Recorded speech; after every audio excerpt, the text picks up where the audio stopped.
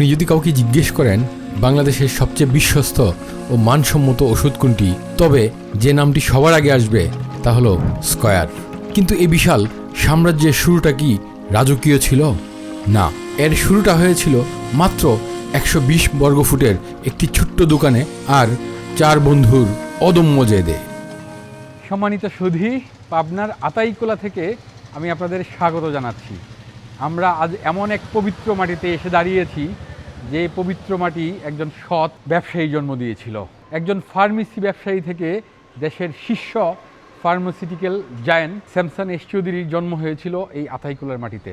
আজকে আমরা এই ভিডিওতে তার পিতৃপুরুষের ভিটা দেখাবো এবং একজন কিংবদন্তি উদ্যোক্তার উদ্ভাবন, নেতৃত্ব ও অধ্যবসায়ের গল্প শোনাবো। ইন্টারেস্টিং সব তথ্য দেখতে এবং জানতে পুরো ভিডিওটি জুড়ে থাকুন। 1926 সালে ফরিদপুরে জন্ম হলেও তার কর্মজীবন শুরু হয় পাবনার আতাইকোলায়। বাবা ছিলেন ইয়াকুব হোসেন চৌধুরী, যিনি ছিলেন একজন মেডিকেল অফিসার। 1952 সাল স্যামসন চৌধুরী তার বাবার দেখানো পথে আতাইকোলায় এইচ চৌধুরী অ্যান্ড কোং নামে একটি ছোট ডিসপেন্সারি শুরু করেন।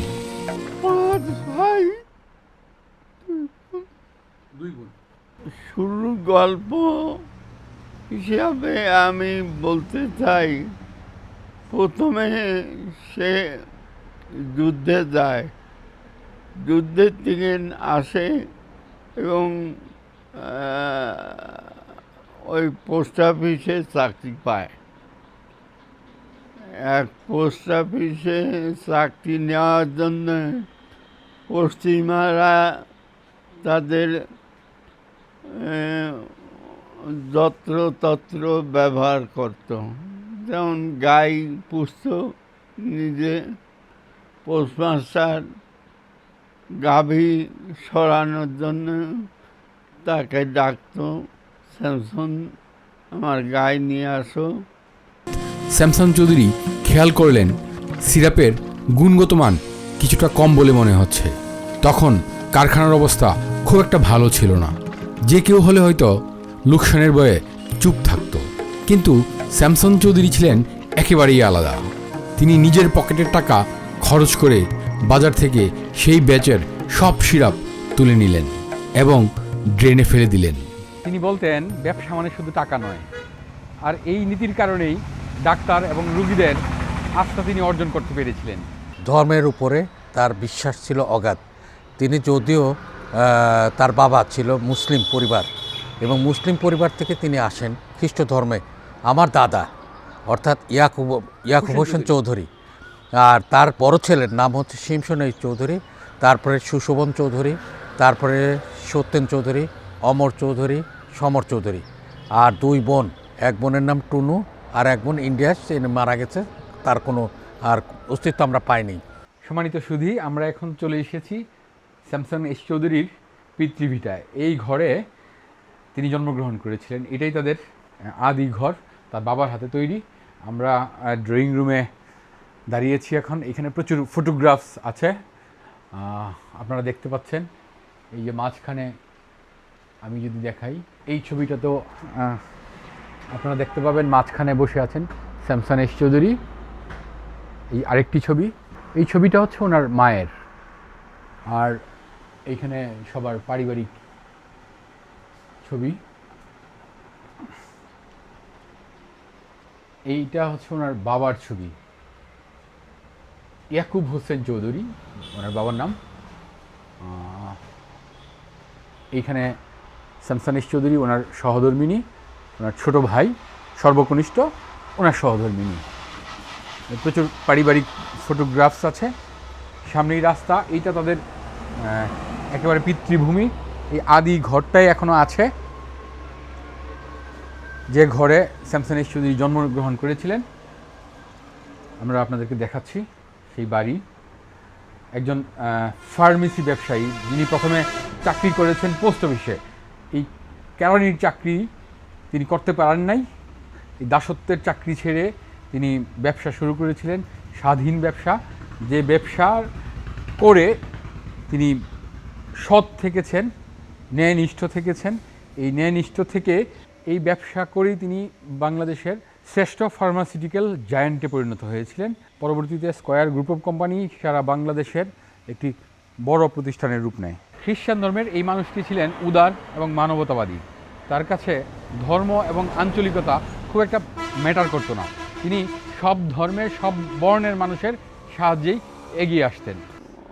সাইডে কোনো ব্যবসা পাইলে, যেমন পাট, আমাদের এখানে বিখ্যাত পাট নিয়ে নারায়ণগঞ্জে যাইত নৌকা যোগে, এবং সে ব্যবসা লাভজনক হতো এবং প্রায় পাটের গল্প করত। ওই নদীতে খাইত, নদীতে স্নান করত, জল খাইত। জীবনের শুরুতে তিনি নানান চাকরির সাথে যুক্ত থাকলেও তিনি স্বপ্ন দেখতেন নিজে কোনো প্রতিষ্ঠান গড়ে তুলবেন।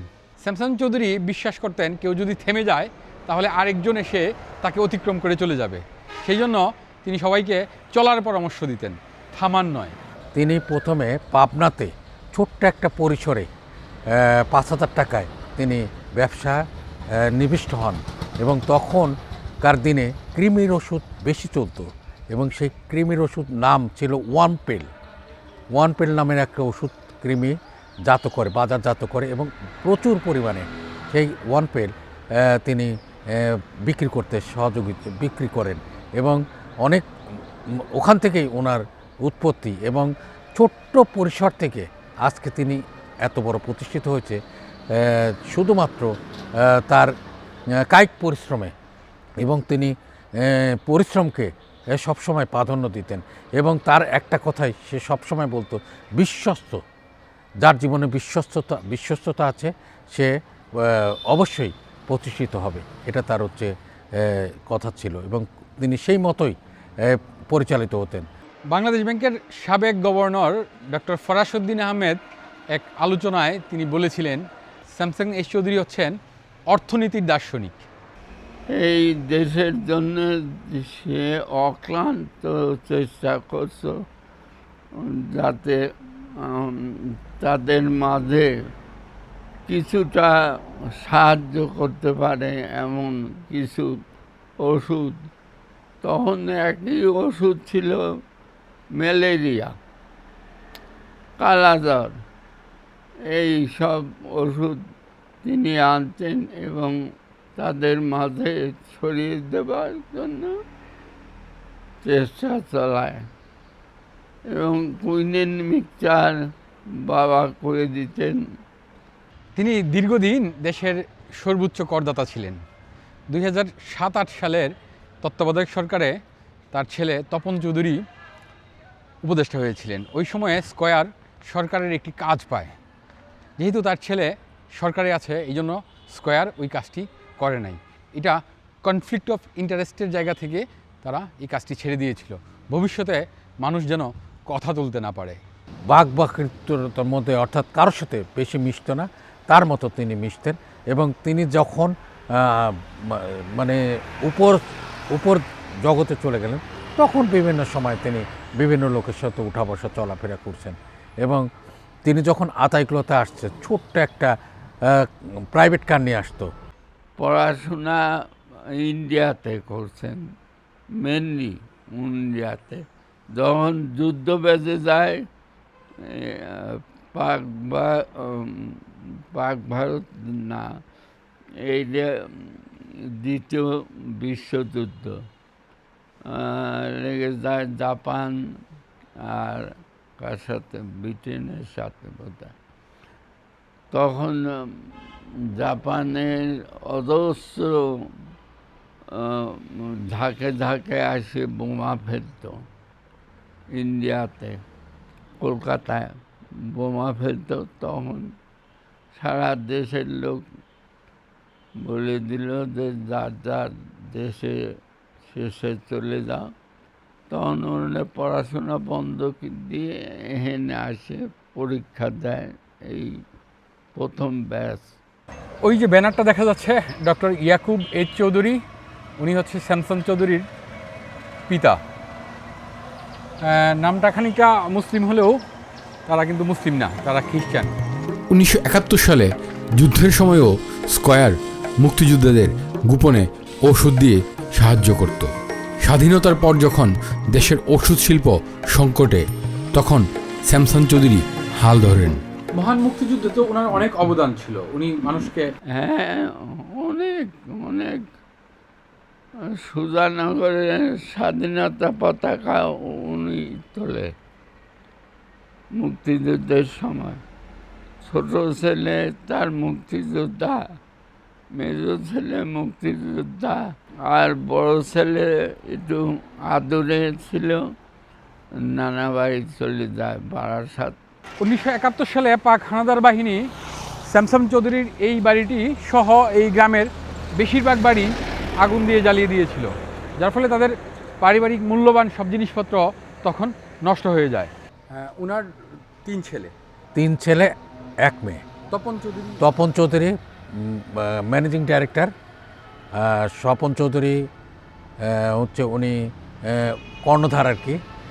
তারপরে আপনার সে রত্না পাত্র, হ্যাঁ ওনার মেয়ে, উনি হচ্ছে দেখাশোনার দায়িত্বে আছে স্কোয়ারে। আর অঞ্জন চৌধুরী পিন্টু, ওনার নিজস্ব একটা ফ্যাক্টরি আছে, সেটা হচ্ছে মেরিল এবং কনজুমার প্রোডাক্টস নিয়ে আছে আর কি। এই মানুষটি জীবনের শুরুতে নানান চাকরির সাথে যুক্ত থাকলেও তিনি মনে প্রাণে চাইতেন নিজে কিছু একটা করবেন। অবশেষে নিজে কিছু একটা করেছিলেন এবং সফল হয়ে সারা বিশ্বকে দেখিয়েও দিয়েছিলেন। এই মানুষটির সততা এবং কর্মের যে গল্প, এই গল্প কোটি কোটি মানুষকে আন্দোলিত করতে পারে, বিশেষ করে তরুণ প্রজন্ম যারা পড়াশোনা শেষ করে চাকরি করতে চান, দাসত্বের শৃঙ্খলে আবদ্ধ হতে চান, তাদের জন্য এই মানুষটি বড্ড অনুপ্রেরণা।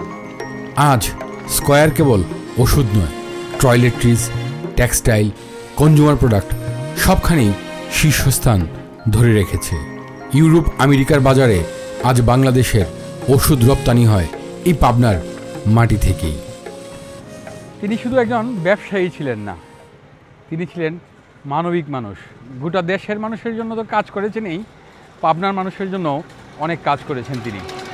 আমাদের সঙ্গে যে আচরণ ছিল, তিনি যে কোটিপতি ছিলেন, তিনি যে মানে অনেক বড় লোক ছিলেন, তিনি সেটা আমাদের সাথে কখনোই দেখাননি। তিনি দেখাইছেন নিজের ছেলে যেমন, তেমনি তার ছেলের মতনই তিনি আমাদেরকে ভালোবাসতেন। 2012 সালের 5 জানুয়ারি এই কর্মবীর মানুষটি সিঙ্গাপুরে মৃত্যুবরণ করেন। পরবর্তীতে পাবনায় তার শেষকৃত্য করা হয়, ওইখানেই তাকে সমাধিস্থ করা হয়।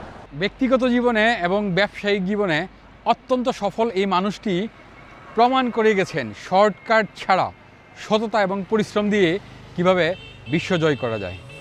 সম্মানিত সুধী, আমাদের আজকের এই ভিডিওটি আপনাদের কেমন লাগলো কমেন্টে তা জানিয়ে দিন। ভিডিওটি দেখার জন্য অশেষ কৃতজ্ঞতা। ভালো থাকবেন, সুস্থ থাকবেন।